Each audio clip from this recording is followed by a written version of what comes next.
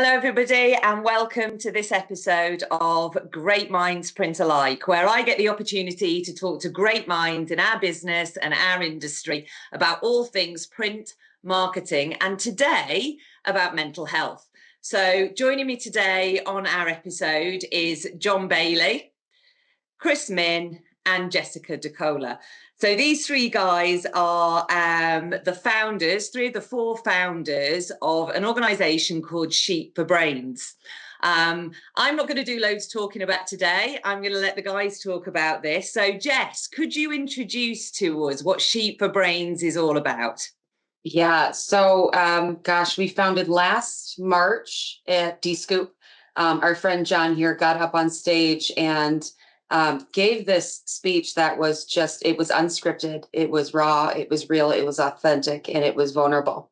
And Chris, myself, and Dave Rosendahl, who's not here, who's our fourth co-founder, kind of shared a booth space together at DScoop. And after his speech, we got together and all individually connected with John and talked about how incredible that was. And as leaders in the print industry, how important it is for us to have this space to talk about the things that we're going through, because this industry is nitty, it's gritty, it's hard. And so we kind of brainstormed. We got together a few weeks later and spent, I don't know, guys, 2+ hours just chatting about things. And it just kind of unrolled very organically.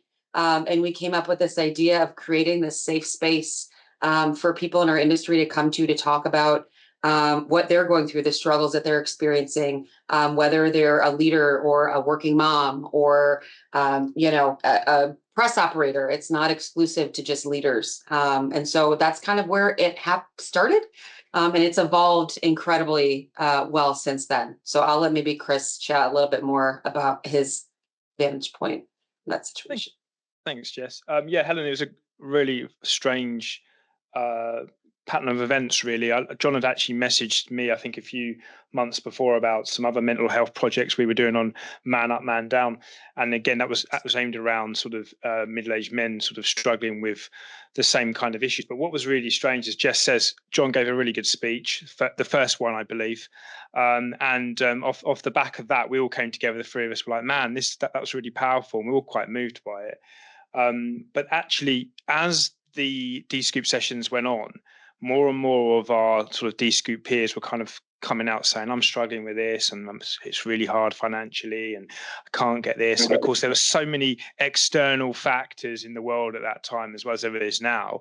And then we would literally, the three of us, I think we said, didn't we, Jess, there's nothing here in this industry for all of these people.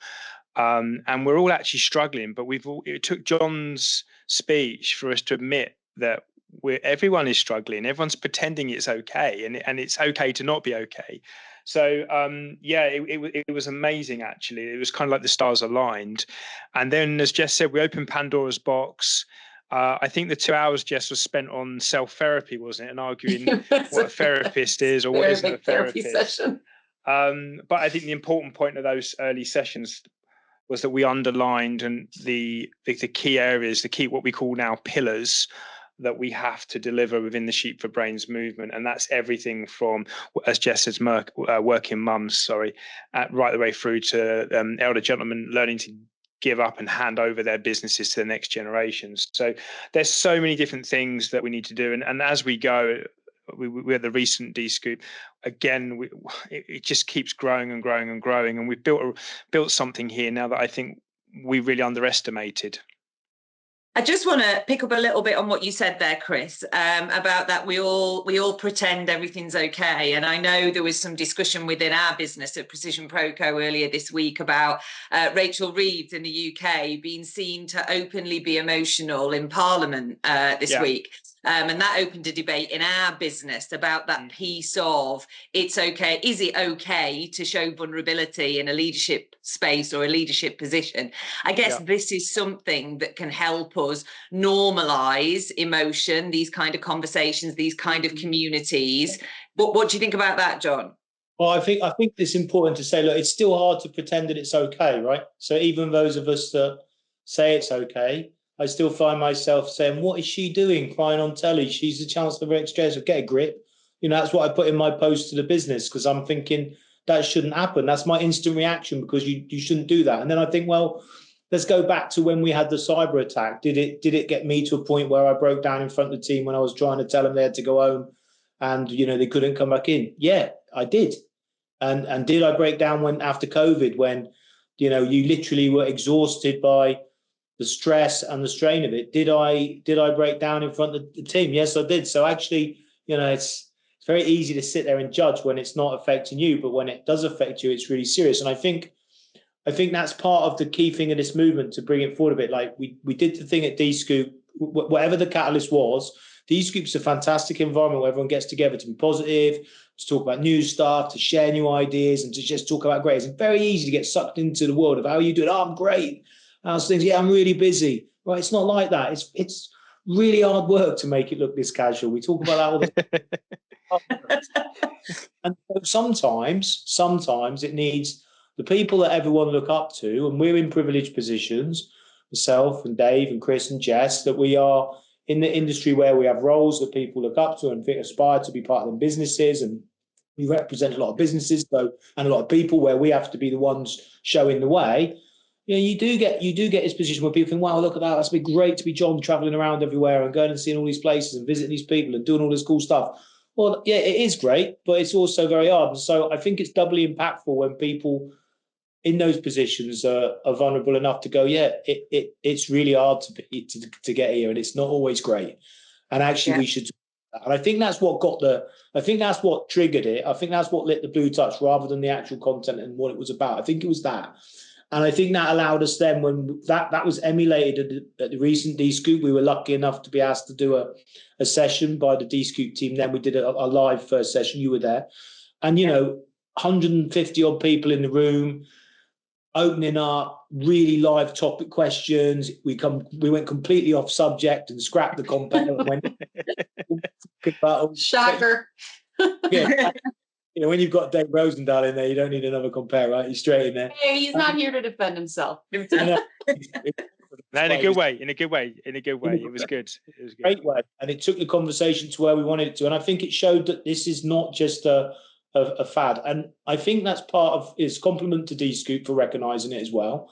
Compliment for these guys for recognizing it. And I think we've realized that we have a responsibility now to amplify it and to keep it going, because stopping it now and stopping here would just be malpractice based on what we know people need. So just thinking about the actual detail of this, sorry, Chris, just thinking of the actual detail, when we talk about Sheep for Brains, and it's a community and it's a movement and people are joining and people are getting involved, how can people get involved? What's the practical side of Sheep for Brains? Chris, you take it. We're growing with it, right? I mean, it started as let's create a LinkedIn private group because we want to make sure we have a space where people feel safe and it's not public. And so it is a private group, but everyone is welcome to join. It started there, and we're evolving. We're in the process of turning it into a nonprofit so that we can expand it further. The outreach that we've had since D-Scoop, since our live event, has been incredible, and people are asking what they can do to help. I think it's just be there, be engaged. We have a lot of people in our private group that are posting. We actually just started a new page too. Chris and I are in the process of working on creative for a website with Jon and Dave's input. It's building, it's evolving, but we're not experts in this field. It was just something we saw a need for, and we understood that we feel like we need to continue doing, because there has been such a positive response to it, and people asking for more. And so we don't know, Helen. I mean, we're kind of just real. we're figuring it out too. But I mean, more to come, I think. Yeah, look, people, it's interesting. You go in and people go, well, it's really interesting for leaders to talk about it because there's no support for leaders, right? I find as much value. I like the fact that in some of the sessions we've done, there's been people from Precision Proco who work as part of the team coming on and then listening to maybe me talking about how a certain topic we're talking about has impacted me. I think that's more valuable than anything. I think it's great for everybody to see that at all levels, we all have our different roles to play. No one's more important than the other. You know, that's how I think about stuff. And it's really important that everyone understands that everyone's impacted in different ways and that everyone's the same. And I think this group is all about openness, we try and make it, it's a fine balance. I was just on a D-Scoop interview before this about balancing the importance of balancing fun and taking things not too serious and laughing about it, and then being able to get really real and get really vulnerable and really honest about it. And I think we try and balance that group where it's a safe place to come. There's no stupid questions. No one's going to laugh at you. No one's going to think you're weirdo for saying something, because everybody on there's got their own challenges. But at the same time, we talk about it honestly. And when you've got people as talented as Dave Rosendahl in the group, who when he talks and what he says is just cuts through more noise than I've ever known anyone cut through. And it was the same in the live session. You remember I pulled it up a few times and he's right. It's true what he's saying, because he's so direct. When you've got someone like that driving in the group as well, you get to some pretty core subjects very quickly. And that's what I love about it. We go from this safe environment where everyone's welcome to suddenly we're in this topic and everyone stops and everyone goes quiet and everyone hones in. And then it's dead serious and dead focused, and then it comes back out. And I love that. And I think that's what people get from the group is the safety, but also that vulnerability and that real getting to talk about the topics they want to talk about. And from my perspective, having been on some of those calls and also been in the in real life session at D-Scoop, the fact that you guys so effortlessly blend that almost that light-hearted side of things, but also with some really serious subject matter, makes it more accessible to people. So it makes it feel more welcoming, as if you can easily be a part of it, because it shows you that you can show different facets of your emotion or your personality and still feel the way you feel. So I think that's a really, really positive thing about it. I just want to go back, Chris, a little bit to this piece of it's not just for leaders. And I know, as Jon said, we have people from Precision Proco who've joined some of the sessions. And I also went on a great session where one of the friends of the family had their daughter on talking about their story with regard to some of her mental health issues that she'd had during her teenage years. How do you guys... Sorry, Jon? Unbelievable story, that, wasn't it? Sorry to jump in. Unbelievable. Incredible. I think a really powerful story of how the younger generation, with the support potentially of their parents, etc., can actually manage the process of supporting themselves with their own mental health issues. And that was really, it was really inspiring. And I think, it certainly hit home for me, having a niece who's, a young teenager and she's going through her own challenges at the moment. So that was really useful for me and interesting for me. But just to go back to the piece of welcoming in people who aren't leaders, because you guys, you're all leaders in your own fields, very successful individuals. How do you ensure that it feels accessible and it feels open and it feels welcoming? Well, I think first of all, we were very aware at the beginning that not only did we have this kind of open option, as you mentioned, with different departments, different ladders of the chain, if you like, but also we have different sexes, different ages, different people with different political views, for example. So we felt we wanted to be inclusive, and the only way to do that is to set some kind of ground rules, some kind of operation laws, shall we say. So we have our little code of conduct at the beginning of every session. Now, I joke and jest, but as Jon says, it gets raw very quickly. So we have the rules, you adhere to the rules. And one of those rules is that, there's no such thing as a silly question. You show respect at all times. So it doesn't really matter where or what. Once you start that session, you're within that closed environment and everyone must adhere to those rules or they'll be asked to leave. Now, we do have another rule, a backup rule or a backup process, if you like. Should there be a member of our teams or companies that wants to talk about something but doesn't necessarily want one of us to be part of it, then they can speak to one of the other founders, or that they can go off into a separate session or whatever. So we've tried to think of everything.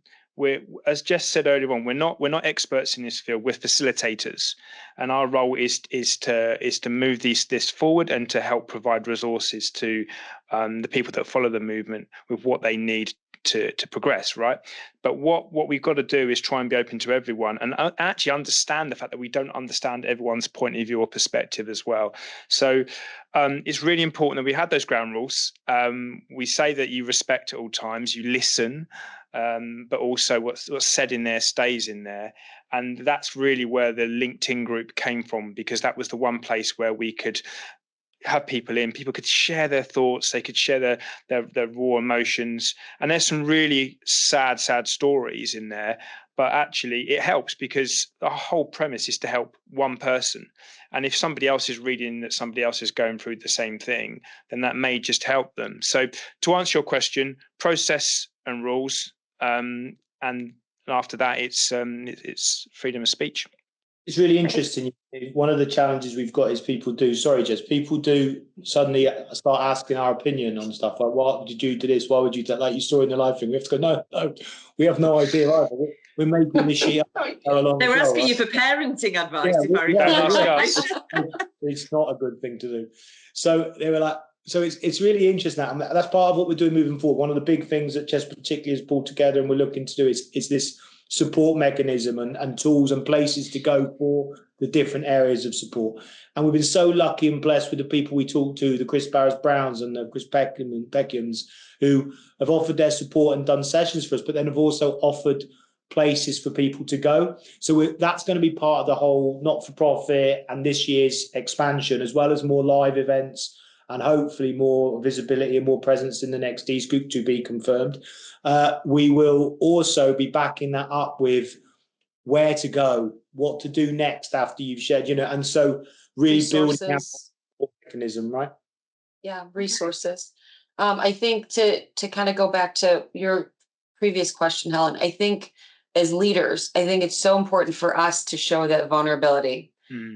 Because when we do that in these live sessions or these podcasts or any of this other stuff, it allows for our teams to see that we're human too, that we wake up sometimes and don't want to get out of bed, and we wake up sometimes and don't want to face the day, because then that encourages them to be more open and transparent about what they're going through. And I know that you saw that and you see that with Jon as your leader. And I try to emulate that here. And I know Chris does with his team and Dave does with his team. But I think that the most important thing that we can do in Sheet for Brains is to be real, whether that's joking or, hitting it serious. I think when we show that level of effort to expose ourselves in such a way that's meaningful, and could possibly help someone else feel more comfortable in their own skin, then we talk about the one. If we reach the one, then we've done our jobs here. And I think that it's incumbent upon us to make sure that we do that. Okay.